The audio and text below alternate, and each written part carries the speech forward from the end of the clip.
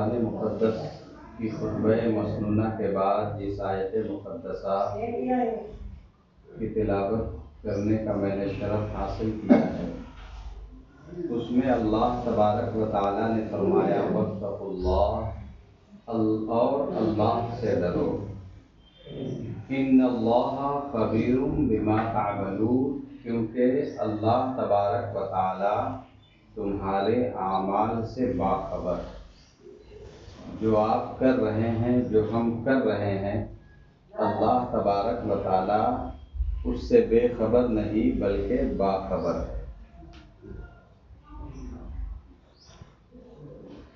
اور دوسری جگہ پر اللہ تبارک و تعالیٰ نے فرمایا وَلْتَنْظُرْ نَفْسٌ مَا قَدَّمَتْ لِغَدٍ، اور ہر نفس کو یہ دیکھنا چاہیے کہ اس نے قیامت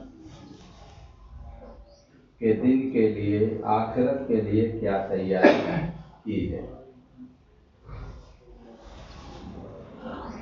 اللہ کے کلیم حضرت موسیٰ علیہ السلام پر اللہ تبارک و تعالیٰ نے وحی نازل فرمائی اور فرمایا کہ اے کلیم، اے موسیٰ، اگر تم یہ چاہتے ہو کہ تمہاری زبان پر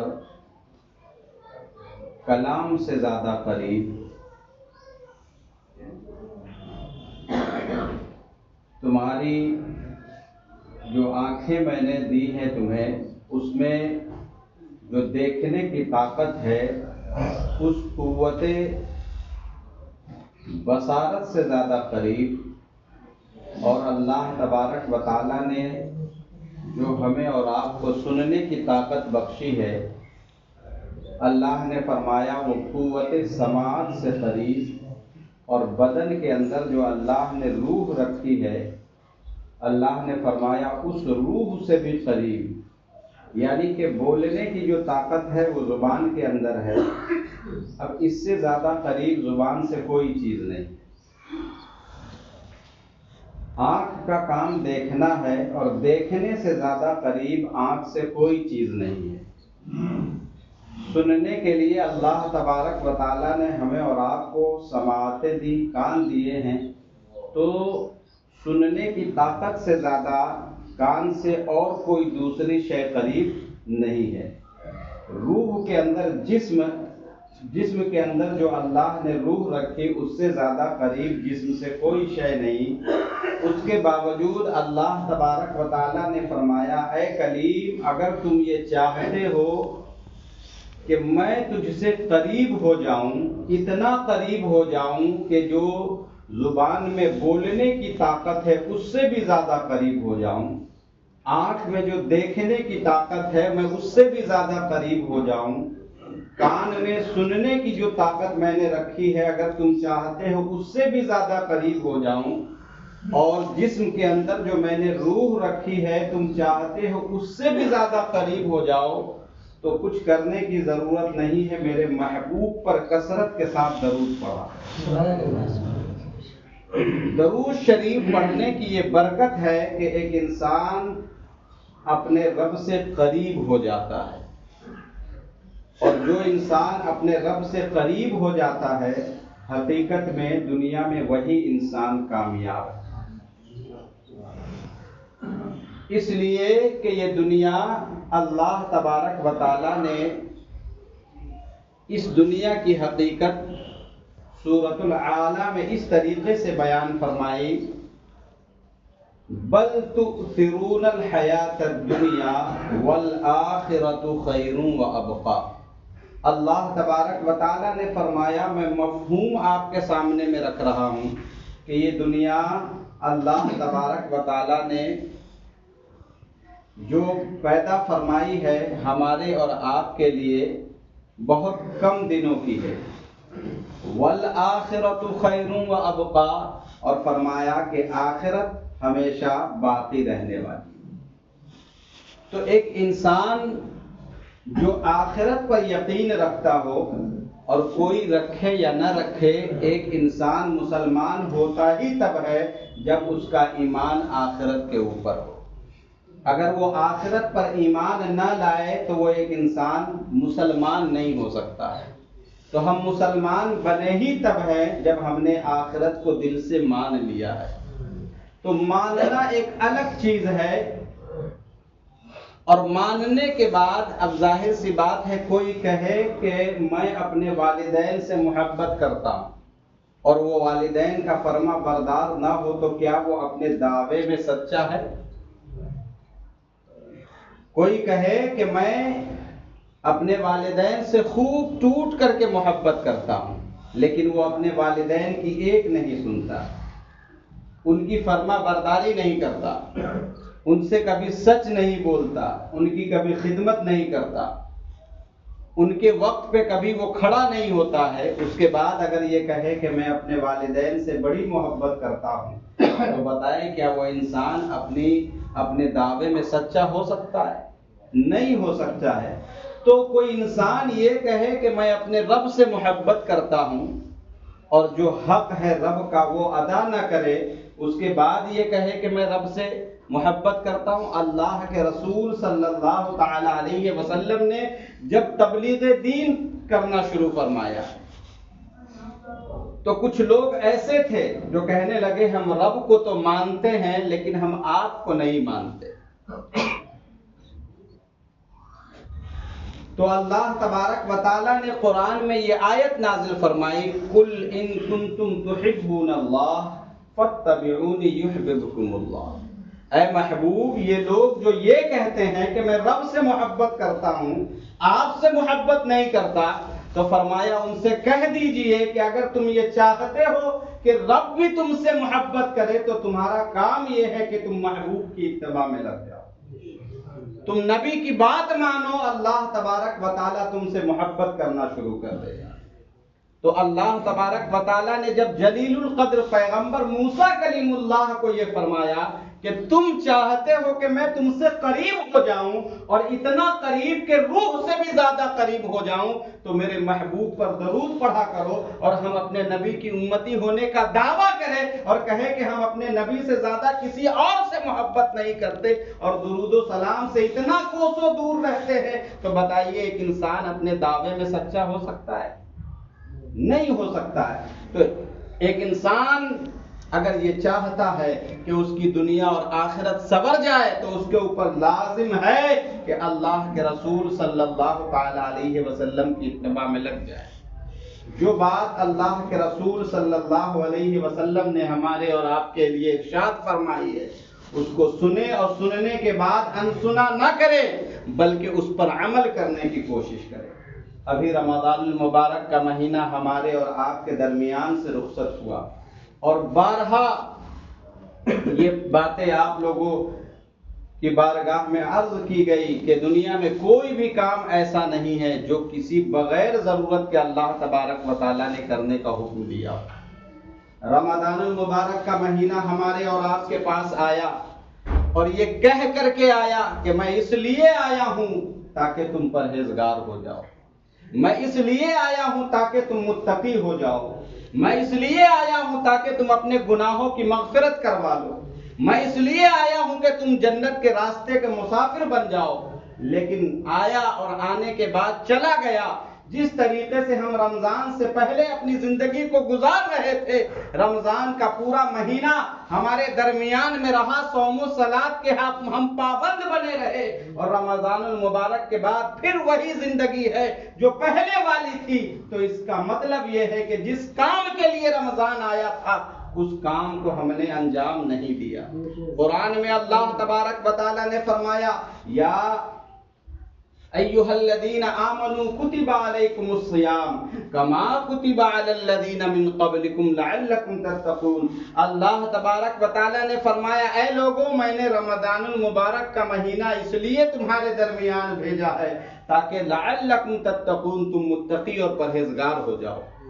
اب بتائیے، ایک انسان موبائل لائے اور لانے کے بعد اس کو استعمال نہ کرے تو لانے سے کچھ فائدہ ہوا؟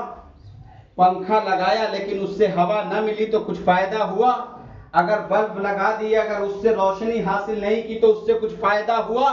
1 करोड़ का महल बनवाया, लेकिन रहने की अल्लाह ने तौफीक नहीं दी, उसमें हम रह नहीं पाए, तो बताइए उस मकान के बनाने से कुछ फायदा हुआ? नहीं हुआ। दुनिया में कोई ऐसी चीज नहीं है जो हमारे इस्तेमाल की हो और वो अगर उसको इस्तेमाल में ना लाई जाए तो वो हमारे लिए फायदामंद नहीं है। उसी तरीके से अल्लाह तबारक व तआला ने दुनिया में हर चीज को जब काम के लिए पैदा फरमाया है, तो रमजानुल मुबारक का जब महीना आया था तो ये बता करके आया था कि मैं इसलिए आ रहा हूं कि अगर नमाज नहीं पढ़ते हो तो अब नमाज पढ़ना शुरू कर दो, अब अगर झूठ बोलते थे तो अब तौबा कर लो कि झूठ नहीं बोलेंगे, अगर तुम बदकारी करते थे तो तौबा कर लो कि अब बदकारी नहीं करेंगे, अगर लोगों का हक अदा नहीं करते थे तो अब तौबा कर लो कि लोगों का हक अदा करना हम शुरू कर देंगे। अगर उसके बावजूद हम उसी तरीके से फिर जिंदगी गुजार रहे हैं, इसका मतलब यह है कि रमजानुल मुबारक से हमने कोई फायदा नहीं उठाया। हजरत उमर फारूक आजम रज़ी अल्लाह तआला अन्हु की जात है, ये वो जात है जिसके लिए अल्लाह तबारक व तआला ने दुनिया में जन्नत की बशारत दे दी, दुनिया में जन्नत की बशारत दे दी, और फरमाया कि उमर वो है जिसके साए को देख करके शैतान अपना रास्ता बदल देता।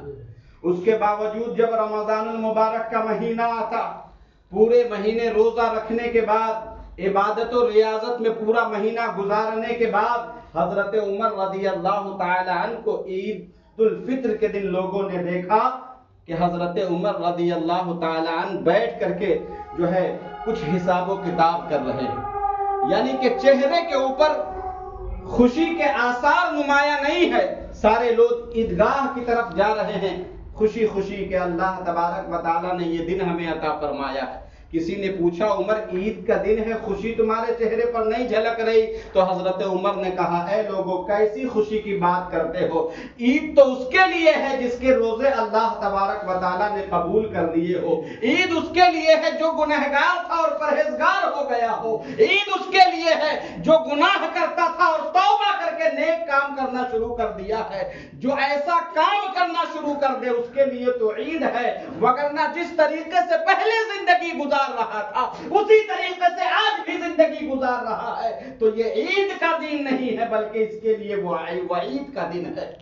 अल्लाह तबारक व तआला के बंदों, हमें और आपको सोचने की जरूरत है कि हम और आप कहां पर खड़े हैं। अल्लाह तबारक व तआला से दुआ करें कि अल्लाह तबारक व तआला हमारे दिल को, हमारी तबीयत को, हमारी सोच को अच्छे कामों की तरफ माइल फरमा दे। आज हम और आप थोड़ी देर के लिए अच्छे लोगों की सोहबत में बैठते हैं, लेकिन 24 घंटे ऐसे लोगों की सोहबत में रहते हैं जिनको दीन से कोई लेना देना नहीं है। अल्लाह के रसूल ने ऐसे लोगों के लिए भी इरशाद फरमाया कि एक इंसान अपने दोस्त के दीन के ऊपर होता है, यानी कि जैसे लोगों की संगत में वो बैठता है उसकी तबीयत भी उसी ऐसे ही लोगों की तरह हो जाती है। अगर कोई बेनमाजी की सोहबत में बैठ रहा है, अगर वो लाख नमाजी हो, धीरे धीरे वो भी बेनमाजी हो जाएगा। झूठ बोलने वालों की सोहबत अगर कोई इख्तियार कर रहा है, लाख वो सच्चा है लेकिन धीरे धीरे वो भी झूठ बोलना शुरू कर देगा। अगर कोई चुगलखोर की सोहबत इख्तियार कर रहा है, लाख वो इन सब चीजों से बाज रहता हो, लेकिन जब ऐसे लोगों की सोहबत में वो आ जाएगा तो सारे खुराफात उसके ऊपर धीरे धीरे गालिब आते हुए नजर आएंगे। तो मेरे अजीज, हमें और आपको सोहबत अच्छे लोगों की इख्तियार करनी है, ऐसे लोगों की इख्तियार करनी है जो दुनिया में रह करके अल्लाह तबारक व तआला से डरते हो, आखिरत का खौफ उनके दिल के अंदर मौजूद हो। इसलिए कि जब ऐसे लोगों की हम सोहबत में रहेंगे तो क्या होगा, धीरे धीरे हम भी अच्छे होते चले जाएंगे, हम भी आखिरत का ख्याल दिल के अंदर पैदा कर लेंगे। आप देखिए सोहबत का क्या असर होता है। हजरत उमर फारूक आजम रज़ी अल्लाह तआला अन्हु, आपके दौरे खिलाफत में ऐसे ऐसे फैसले हुए, ऐसे ऐसे कारनामों को अंजाम दिया गया कि तारीख के सफहात पर इस तरीके से वो नोट किए गए हैं कि आज का गैर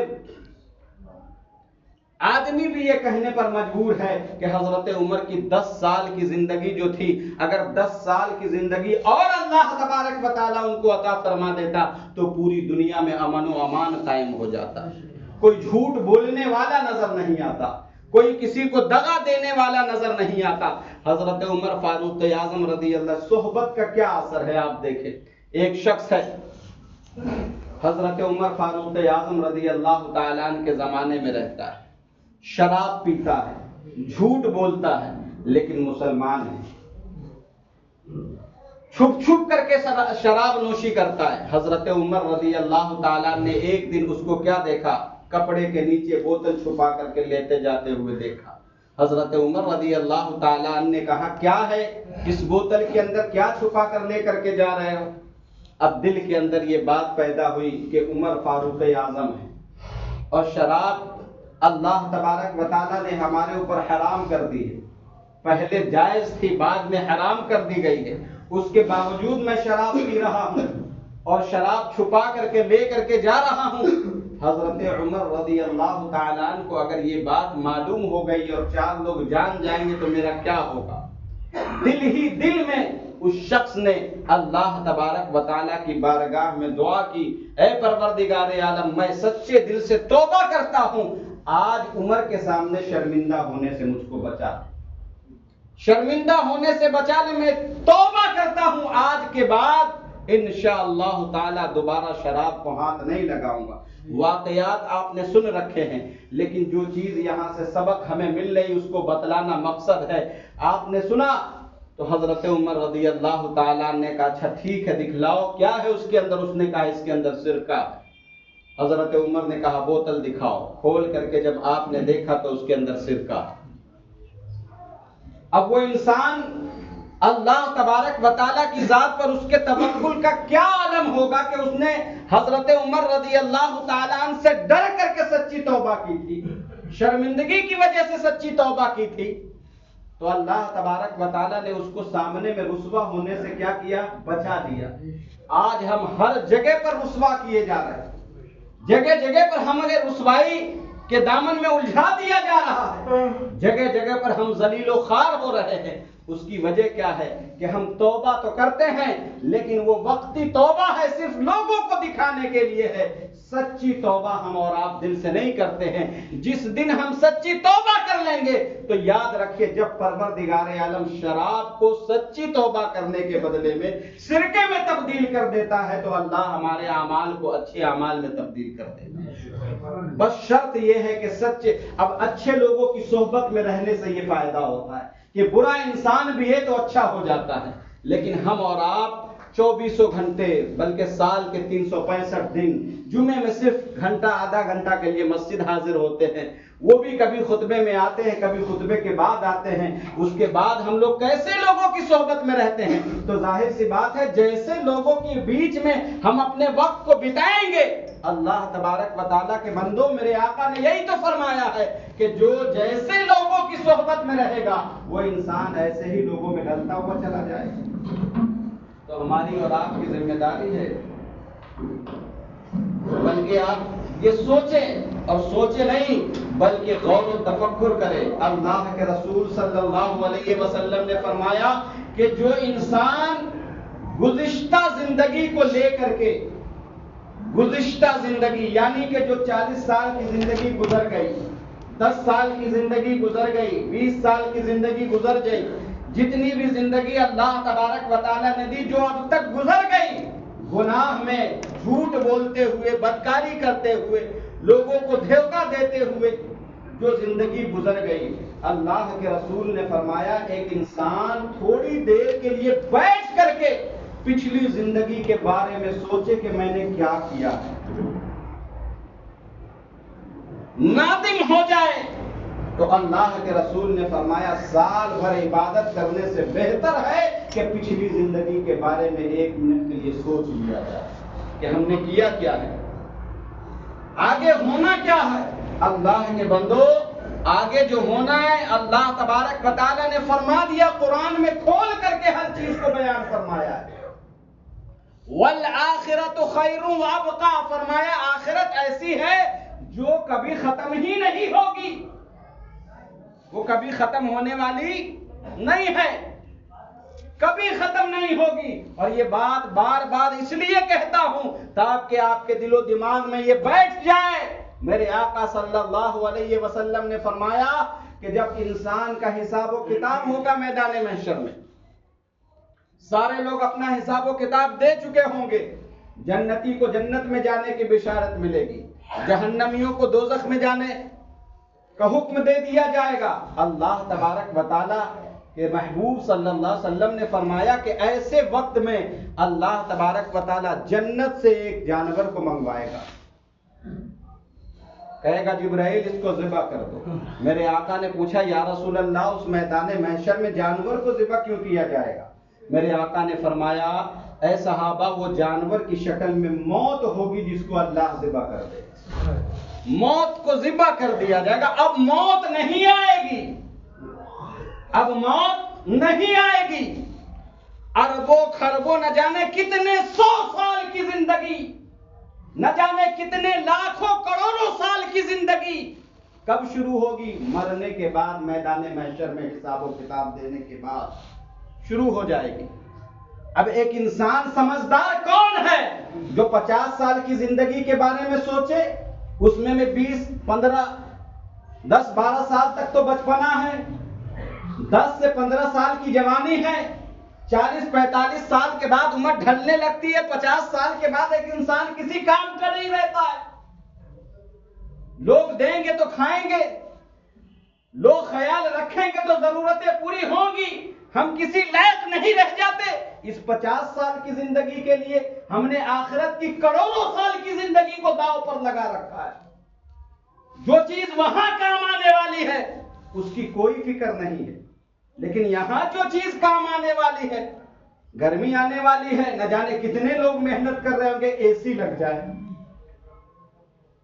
پیسے آ جائے اے سی لگوا لے تاکہ گرمی میں دقت نہ ہو۔ میرے عزیز یہ 2 مہینے کی گرمی جس کو آپ برداشت نہیں کر پا رہے ہیں، میرے آقا نے فرمایا کل قیامت کے دن ایک دن 50,000 سال کا ہوگا۔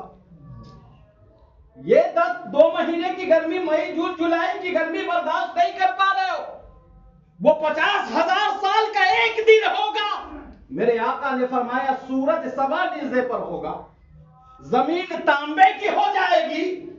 اب ذرا سوچو کتنی گرمی ہوگی۔ میرے آقا نے فرمایا اتنی گرمی ہوگی، اتنی گرمی ہوگی کہ ایک انسان اپنے اعمال کے حساب سے اپنے پسینے میں تیر رہا ہوگا۔ اللہ اکبر اللہ، اپنے پسینے میں تیر رہا ہوگا ایک انسان، اور وہ پسینہ کتنا گرم ہوگا۔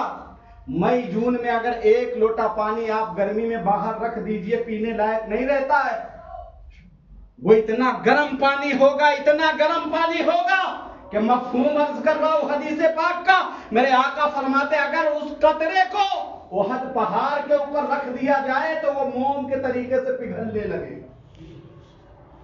اس دن کو کون یاد کرے گا؟ وَالْآخِرَةُ خَيْرٌ وَأَبْقَىٰ۔ میرے عزیز اللہ نے فرمایا آخرت باقی رہنے والی، وہاں تو موت کو بھی ذبح کر دیا جائے گا، موت بھی نہیں آئے گی۔ یہاں تو موت آ جاتی ہے، اللہ کی نعمت ہے یہ بھی۔ میرے عزیز آخرت کی فکر کرے، سچی توبہ کرے، نماز صوم و صلاۃ کے پابند رہے تاکہ دنیا کے ساتھ ساتھ آپ کی آخرت کی بھی تیاری رہے۔ اللہ نے فرمایا واتقوا اللہ ان اللہ خبیر بما تعملون۔ اللہ سے ڈرو، بے شک اللہ تمہارے اعمال سے باخبر ہے۔ تم کیا کر رہے ہو اس کو پتا ہے، تم چھپ کر کے کر رہے ہو، دکھا کر کے کر رہے ہو، بند کمرے کر رہے ہو یا میدان میں کر رہے ہو، اللہ تبارک و تعالیٰ تمہارے اعمال سے باخبر ہے۔ اللہ ہمیں اور آپ کو اچھے کام کرنے کی توفیق عطا فرمائے اور سچی توبہ کی توفیق دے۔ اللہ تبارک و تعالیٰ کی بارگاہ میں دعا ہے کسی بھی قسم کی خطا غلطی یا ہو اپنے حبیب کے توسل سے تمام معاف فرمائے۔